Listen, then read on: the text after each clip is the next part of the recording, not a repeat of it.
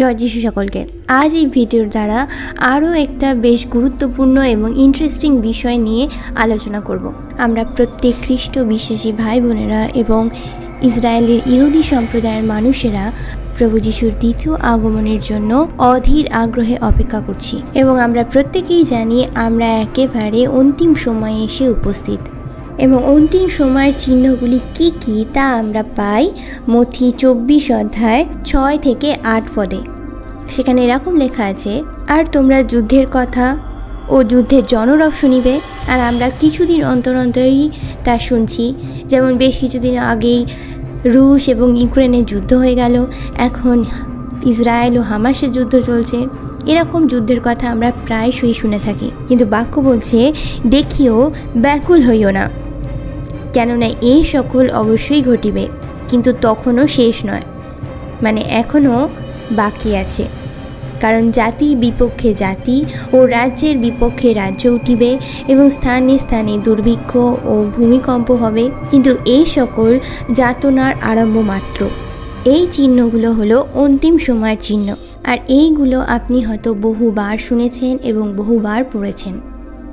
কিন্তু আজ আমরা এই ভিডিওতে কিছু স্পেসিফিক সময়ের কথা আলোচনা করব, যেগুলি আগে থেকেই ঈশ্বর ভবিষ্যৎবাণীর দ্বারা আমাদেরকে জানিয়েছেন। আর যে সময়ের কথা ঈশ্বর আমাদেরকে আগে থেকে ভবিষ্যৎবাণী দ্বারা জানিয়েছে, সেই সময়ে কতটা কাছে আমরা এসে উপস্থিত হয়েছি বাস্তবে, আর কতটা দেরি আছে প্রভু যিশুর দ্বিতীয় আগমনের। আর সেই জন্য এখন আমরা পাঠ করব প্রেরিতের পুস্তক 1 অধ্যায় 6 থেকে 9 পদ। সেখানে লেখা আছে যে তার শিষ্যরা তাকে জিজ্ঞাসা করছে যে, প্রভু আপনি কি এই সময় ইসরায়েলের হাতে রাজ্য ফিরাইয়া আনিবেন? তিনি তাহাদিগকে বলিলেন, যে সকল সময় কি কাল পিতা নিজ কর্তৃত্বের অধীন রাখিয়াছেন তাহা তোমাদের জানিবার বিষয় নয়, কিন্তু পবিত্র আত্মা তোমাদের উপর আসিলে তোমরা শক্তি প্রাপ্ত হইবে, আর তোমরা জেরুজালেমে, সমুদয় জিহুদিয়া ও সমরিয়া দেশে এবং পৃথিবীর প্রান্ত পর্যন্ত আমার সাক্ষী হইবে। এই কথা বলিবার পর তিনি তাহাদের দৃষ্টিতে ঊর্ধ্বে নীত হইলেন এবং একখানি মেঘ তাহাদের দৃষ্টিপথ হইতে তাহাকে গ্রহণ করিল। আর এই বাক্যের দ্বারা একটা খুবই গুরুত্বপূর্ণ প্রশ্ন আমাদের দ্বারা নয়, বরং প্রভু যিশু শিষ্যের দ্বারা প্রভু যিশুকে করা হয়েছিল। শিষ্যরা তাকে এমন একটা প্রশ্ন জিজ্ঞাসা করেছিল যার উত্তর আমরা কিন্তু বুঝতেই পারি না। এই বাক্যকে নিয়ে অনেকেই ভুল ধারণা পোষণ করে থাকে যে প্রভু যিশুর আগমনের সময় ভবিষ্যৎবাণীর পূর্ণতা কিভাবে হচ্ছে, কেমনভাবে হচ্ছে, সেই সব কিছু আমাদের জানার কোনো প্রয়োজন নেই। আমাদের শেষ সময় কি হবে, কি হতে চলেছে এবং কেন হবে, সেই সমস্ত কিছু জানার আমাদের প্রয়োজন নেই। আমাদের শুধুমাত্র সুসমাচার প্রচার করারই প্রয়োজন আছে, শুধুমাত্র আত্মাকে বাঁচানোরই দরকার আমাদের। কারণ প্রভু যিশু নিজে বলেছেন যে ওই সময়কাল যেটা কিনা পিতা নিজের কর্তৃত্বে রেখেছে সেটা জানার প্রয়োজন আমাদের নেই, সেটা জানার বিষয় আমাদের নয়। কিন্তু তারা এই বাক্যের প্রকৃত অর্থই বুঝতে পারে না যে শিষ্যরা প্রভু যিশুকে জিজ্ঞাসা কি করেছিল, আর প্রভু যিশুর এই রকম উত্তরের মানেটাই বা কী। প্রভু যিশু কি এটা বলেছেন যে আমার দ্বিতীয় আগমনের বিষয়ে জানার, শেখার, বোঝার কোনো প্রয়োজন তোমাদের নেই? কিন্তু না, যদি আমরা খুব ভালোভাবে লক্ষ্য করি, এখানে খুব স্পষ্টভাবে লেখা রয়েছে যে শিষ্যরা তাকে জিজ্ঞাসা করেছিল, আপনি কি এই সময় ইসরায়েলের হাতে রাজ্য ফিরিয়ে আনিবেন? শিষ্যরা এটা জিজ্ঞাসা করেনি যে আমাদের কি এই সময় ঈশ্বরের রাজ্য প্রদান করবেন, এখনই কি ঈশ্বরের রাজ্য আসবে এই পৃথিবীতে, এই সময় কি আপনি ইসরায়েলের হাতে রাজ্য ফিরিয়ে আনবেন? কারণ এটা ছিল যে ইসরায়েলের কাছে 600 বছর পর্যন্ত তাদের নিজেদের রাজ্য ছিল না। রাজা নবুকদনেছর যখন জেরুজালেমের উপর হামলা করেছিল, আক্রমণ করেছিল, আর ইহুদিদের গোলাম বানিয়ে ব্যাবিলনে নিয়ে গিয়েছিল, সেই সময় থেকেই ইহুদিদের অধিকার ইসরায়েলের ওপর থেকে চলে গিয়েছিল। আর তারপর যখন ইহুদিরা ব্যাবিলনের গোলামি থেকে মুক্ত হয়ে ফের ইসরায়েলে এসে পৌঁছায়, আর সেই সময় ফার্সি এবং মদীয়রা ইসরায়েলের ওপর অধিকার করে রেখেছিল। আর তারপর রোমান সাম্রাজ্যের যখন উত্থান ঘটে, সেই সময় রোমান সাম্রাজ্য ইসরায়েলের ওপর কবজা করে নেয় এবং পুরো ইসরায়েলের ওপর অধিকার করতে থাকে। আর সেই জন্য ইহুদিরা ধৈর্য সহকারে অপেক্ষা করছিল যে যখন উদ্ধারকর্তা আসবে তো তখন উদ্ধারকর্তা রোমান সৈন্যদেরকে সরিয়ে রোমান সৈন্যদেরকে পরাজিত করে ইহুদিদের রাজ্য স্থাপন করবে ইসরায়েলের ওপর, আবার নতুন করে ইসরায়েলের ওপর ইহুদিদের অধিকার আনবে। আর এটাই ছিল ওদের চিন্তাধারা, ইহুদিদের পরম্পরা। তারা এটাই ভাবত যে যখন উদ্ধারকর্তা আসবে তখন রোমান সাম্রাজ্যের পতন ঘটিয়ে ইসরায়েলে ইহুদিদের অধিকার আনবে। আর সেই কথাটাই শিষ্যরা এই সময় প্রভু যিশুকে জিজ্ঞাসা করেছিল যে এখন তুমি আবার পুনরুত্থিত হয়েছ, মৃত্যুকে জয় করেছ, আর এখন কি তুমি এই সময়ে ইসরায়েলের হাতে তাদের রাজ্যকে ফিরিয়ে দেবে? কিন্তু কেউ কেউ মনে করে এখানে নাকি ঈশ্বরের রাজ্য ফিরে আসার কথা বলা হচ্ছে। এই জায়গাতেই আমরা ভুল বুঝে ভুলভাবে ব্যাখ্যা করি বাক্যের। আর তখন খুব ভালোভাবে লক্ষ্য করুন যে প্রভু যিশু বলছে যে সেই সময় কি কালের কথা ইহুদিদের জানার বিষয় নয়, কারণ সেই বিষয়টা পিতা নিজের কর্তৃত্বের অধীনে রেখেছেন। ঈশ্বর কবে আবার নতুন করে ইহুদিদের ইসরায়েলের রাজ্যকে ফিরিয়ে দেবে এটা জানার কোনো বিষয় ইহুদিদের নয়, কারণ প্রভু যিশু এখানে স্পষ্টভাবে বলে দিয়েছে যে এখনই বা এর কিছু বছর বা কিছু কালের মধ্যে ইহুদিদের ইসরায়েল রাজ্য প্রদান করা হবে না। প্রভু যিশু স্বর্গারোহণের 40 বছর পর থেকে প্রায় 1900 বছর পর্যন্ত ঈশ্বর ইহুদিদেরকে দাসত্বের অধীনে পাঠিয়ে দিয়েছিল। আর সেই জন্য প্রায় 1900 বছর পর্যন্ত ইসরায়েলের ভূমিতে কোনো ইহুদিদেরকে পাওয়া যেত না, ইহুদিদের চিহ্ন ছিল না। আর সেই জন্যই প্রভু যিশু সেখানে বলেছেন যে সেই সময় বা সেই কালের কথা তোমাদের জানার বিষয়ই নয়, এখনও অনেক বাকি আছে। এখন ইহুদিরা ইসরায়েল পাবে না, কারণ এখনও অনেকটা টাইম তাদেরকে গোলামির মধ্যে দিয়ে যেতে হবে। এরপরে যখন পবিত্র আত্মা প্রেরিতদের ওপর এসে পৌঁছায়, পিতর যখন পবিত্র আত্মার দ্বারা প্রভাবিত হয়ে প্রকাশনকে দেখে, পিতর ইহুদিদের বলেন ইহুদিদের রাজ্য ইসরায়েল কখন তাদের হাতে আসবে। আর সেই জন্য প্রেরিত পুস্তক 3 অধ্যায় 19 পদে লেখা আছে, অতএব তোমরা মন ফিরাও ও ফিরো, যেন তোমাদের পাপ মুছিয়া ফেলা হয়, যেন এই রূপে প্রভুর সম্মুখ হইতে তাপ শান্তির সময় উপস্থিত হয়, এবং তোমাদের নিমিত্ত পূর্ব নিরূপিত খ্রিস্টকে যিশুকে তিনি যেন প্রেরণ করেন। অর্থাৎ যখন তোমরা মন ফিরাবে এবং আবার প্রভুর দিকে ফিরবে তখন সেই রিভাইভেল আসবে ইসরায়েলের উপর। আর 21 পদে সেই চিহ্নকে পবিত্র আত্মা প্রকাশন করেছেন, যে সেখানে লেখা আছে যে যাহাকে স্বর্গ নিশ্চয়ই গ্রহণ করিয়া রাখিবে, যে পর্যন্ত না সমস্ত বিষয়ের পুনর্স্থাপনের কাল উপস্থিত হয়, যে কালের বিষয়ে ঈশ্বর নিজ পবিত্র ভাববাদীগণের মুখ দ্বারা বলিয়াছেন, যাহারা পুরাকাল হইতে হইয়া গিয়েছেন। অর্থাৎ যাহাকে স্বর্গ নিশ্চয়ই গ্রহণ করিয়া রাখিবে, অর্থাৎ প্রভু যিশু যখন স্বর্গে থাকবে যতক্ষণ না পর্যন্ত সমস্ত বিষয় পুনর্স্থাপনের কাল উপস্থিত হয়, অর্থাৎ যতক্ষণ না ইসরায়েল রাষ্ট্র পুনর্স্থাপন হয় ততক্ষণ প্রভু যিশুর দ্বিতীয় আগমন হবে না। যখন ইহুদিদের হাতে ইসরায়েলের অধিকার আসবে আর ঠিক তারপরেই প্রভু যিশুর দ্বিতীয় আগমন ঘটবে। আর পিতর সেটা পবিত্র আত্মা দ্বারা পরিচালিত হয়ে এই প্রদর্শনকে মানুষের কাছে উপস্থাপন করেছিলেন। আর ইতিহাস বলে 1900 বছর পর্যন্ত ইহুদিদের হাতে ইসরায়েল ছিল না, আর সেই জন্যে তখনও প্রভু যিশুর দ্বিতীয় আগমন ঘটেনি। আর এটাই ছিল কারণ যে প্রভু যিশু বলেছিলেন সেই কাল কখন সেটা জানার বিষয় এখন তোমাদের নয়। কিন্তু আরও একটা কথা প্রকাশিত বাক্যতে আমাদেরকে বলা হয়েছে, তো আগে আমরা আসি সেই বিষয়টাকে আগে একটু বুঝে নিই, তারপর দুটো একসাথে বোঝার চেষ্টা করব যে বাক্য আমাদেরকে এই বিষয়ে কি প্রকাশন দিচ্ছে। প্রকাশিত বাক্য 16 অধ্যায় 12 থেকে 16 পদে এরকম লেখা আছে, পরে ষষ্ঠ দূত ইউফ্রেটিস মহানদীতে আপন বাটি ঢালিলেন, তাহাতে নদীর জল শুষ্ক হইয়া গেল, যেন সূর্যোদয় স্থান হইতে আগমনকারী রাজাদের জন্য পথ প্রস্তুত করা যাইতে পারে।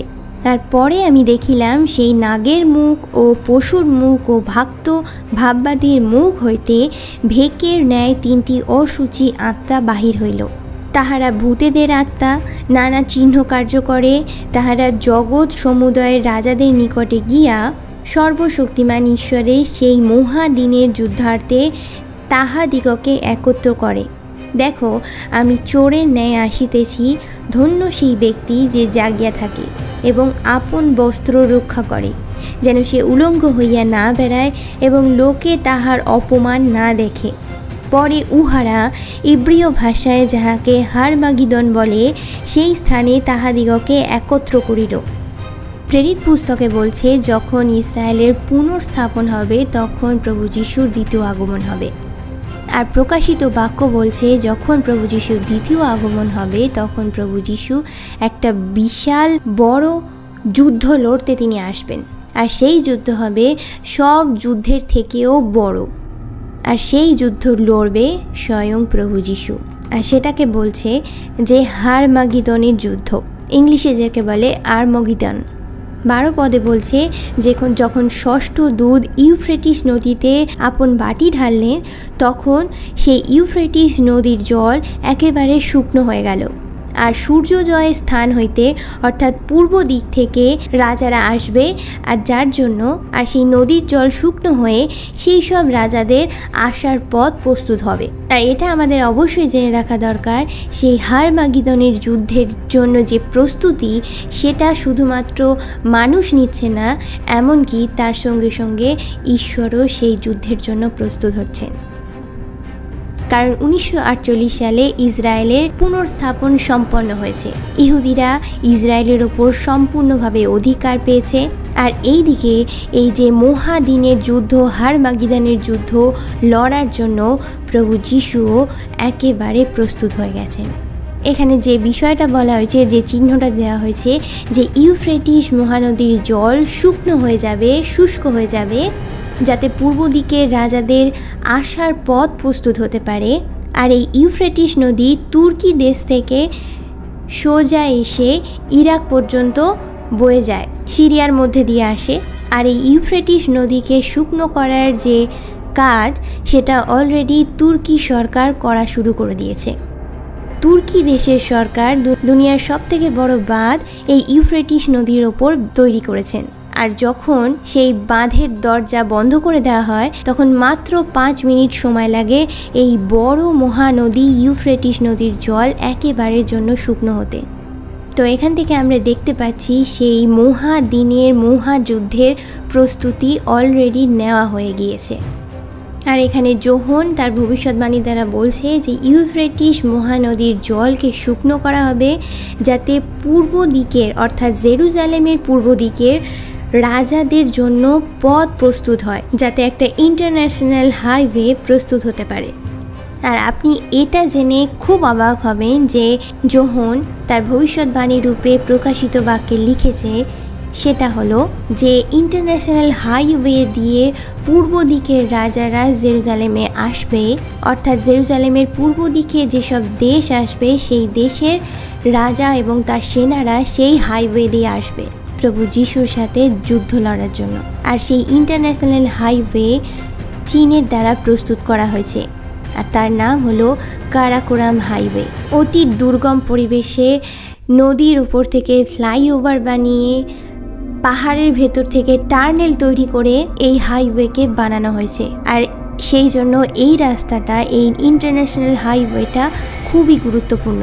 আর এই কারাকোরাম হাইওয়ে বাইবেলের এই ভবিষ্যৎবাণীকে পূর্ণ করছে, যে জেরুজালেমের পূর্ব দিকের দেশগুলো, যেগুলোর মধ্যে ভারত, পাকিস্তান, আফগানিস্তান, চীন, ইরান, ইরাক, এই সব দেশের রাজারা এই রাস্তার উপর দিয়ে, এই ইন্টারন্যাশনাল হাইওয়ের উপর দিয়ে জেরুজালেমে আসবে হারমাগিদনের যুদ্ধ লড়ার জন্য। আর এর মাঝখানে যখন ইউফ্রেটিস নদী আসবে, তো তখন এই ইউফ্রেটিস নদীর জলকে একেবারে শুকনো করে দেওয়া হবে। অর্থাৎ সেই সময়ে তুর্কি সরকারের দ্বারা ইউফ্রেটিস নদীর ওপর বানানো বাঁধের দরজাকে বন্ধ করে দেওয়া হবে, যাতে পূর্ব দিক থেকে পূর্ব দেশের রাজারা প্রভু যিশুর সাথে লড়াই করার জন্য হারমাগিদানে এসে উপস্থিত হয়। আর এই যে ছবিটা আপনারা দেখছেন, এটা হারমাগিদানের ময়দানের ছবি।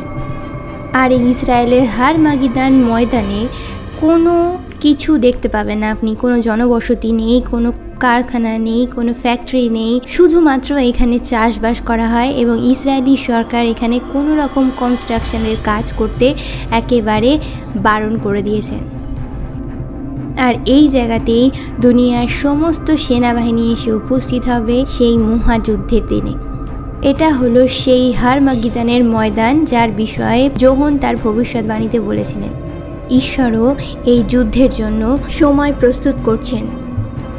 আর সেই প্রস্তুতিটা কি যদি আমরা দেখি, প্রকাশিত বাক্য 19 অধ্যায় 17 এবং 18 পদে কিছু মাংসাশী পাখিদের বিষয়ে বলা হয়েছে। আসুন দেখি সেখানে কি লেখা আছে। পরে আমি দেখলাম একজন দূত সূর্য মধ্যে দাঁড়াইয়া আছেন, আর তিনি উচ্চ রবে চিৎকার করিয়া আকাশের মধ্যপদে যে সকল পক্ষী উড়িয়া যাইতেছে সেই সকলকে কহিলেন, আইসো, ঈশ্বরের মহাভোজে একত্র হও, যেন রাজগণের বংশ, সহস্রপতি বর্গের মাংস, শক্তিমান লোকেদের মাংস, অশ্বগণের ও তদারোহীদের মাংস এবং স্বাধীন ও দাস, ক্ষুদ্র ও মহান সকল মনুষ্যের মাংস ভক্ষণ করো। বাক্য বলছে যে মাংসাশী পাখিদেরকে এই হারমাগিদানের ময়দানে অন্তিম সময়ে ডাকা হবে, কারণ স্বর্গীয় সেনা এই ময়দানে যুদ্ধের যে পরিণাম করতে চলেছে তার জন্য অনেক সেনারা প্রাণ হারাবে এবং সেই সব সেনাদেরকে ভক্ষণ করার জন্য তাদেরকে ডাকা হবে। আর আপনি জানলে অবাক হবেন, 1967 সালের পর থেকে ইসরায়েলের মধ্যে এই ধরনের মাংসাশী পাখিদের ভিড় হাজার এবং লক্ষ সংখ্যায় এসে উপস্থিত হয়েছে।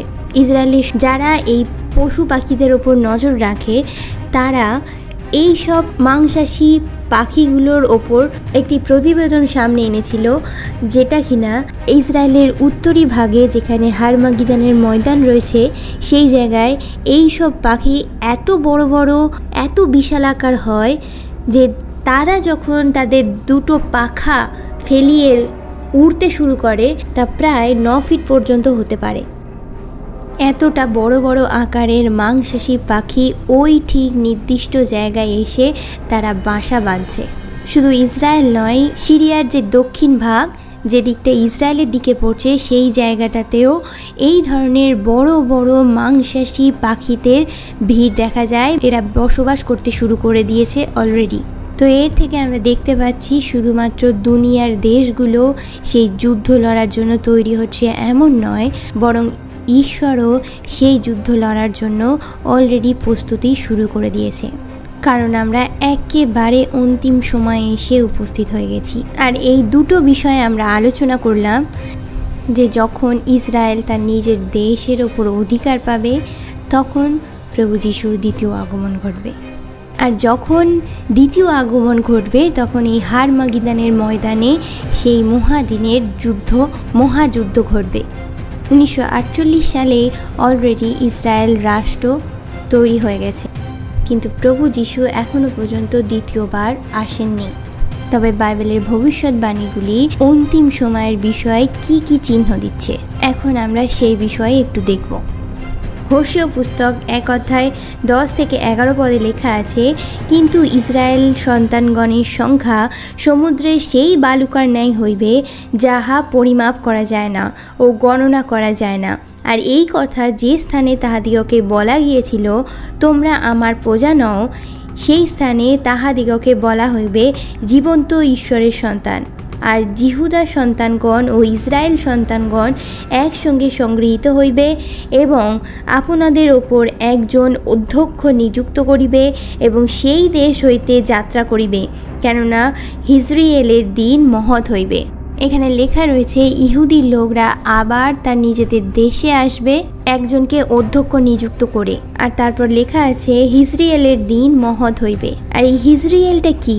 এই হিজরিয়েলটাই হলো যোহন প্রকাশিত বাক্যে হারমাগিদান বলে উল্লেখ করেছে। এখানে বলা হয়েছে যখন ইহুদিদের নতুন করে পুনর্গঠন হবে আর তারপর তারা নিজেদের দেশে ফিরবে ও তারপরে যে সব থেকে বড় ঘটনা ঘটবে আর সেটা হলো সেই হারমাগিদানের যুদ্ধ।